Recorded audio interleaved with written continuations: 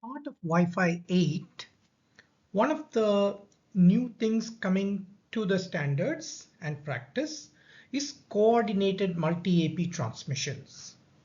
And one of the features related to the coordinated multi-AP transmissions is the coordinated spatial reuse, which will be our focus for this short presentation.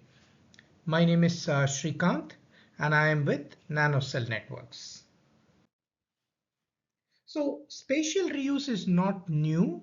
In fact, it was introduced in Wi-Fi 6 with a lot of fanfare, primarily for dense networks, both in the enterprise and the home, where two networks, two BSSs would be able to reuse the spectrum without any explicit coordination. In 802.11bn leading to Wi-Fi 8, we are improving upon some of the things done in Wi-Fi 6 by having better coordination amongst the APs, which was absent in Wi-Fi 6. For example, in Wi-Fi 6, two APs who are enabled with spatial reuse, they could independently decide to do transmissions under certain rules which are specified. But there is no explicit coordination between these two APs.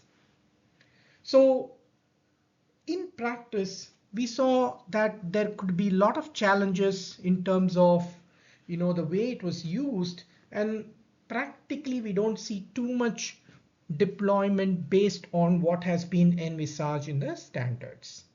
In fact, things like BSS color got introduced with a lot of fanfare to enable spatial reuse. And though you might see BSS color being announced, that doesn't automatically imply spatial reuse.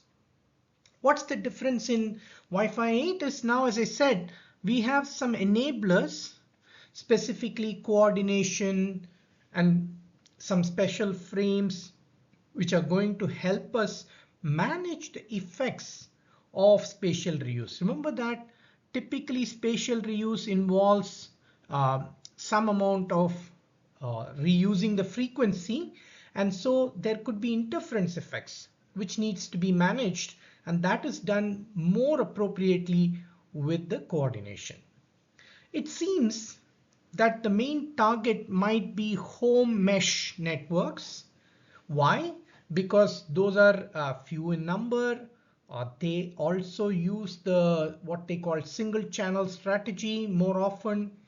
Enterprise APs generally tend to place their same channels quite far apart. So maybe it'll take some more work and some more planning if we are going to bring this feature to the enterprise. It will take some more work. So we expect that the main thing might be home mesh to start with. So let's look at a few details. For example, something introduced new to enable coordination is this co-SR trigger frame, a control frame. Basically, in this case, the AP1 is labeled as what we call a sharing AP. That AP has won the TX op and is going to share with another AP.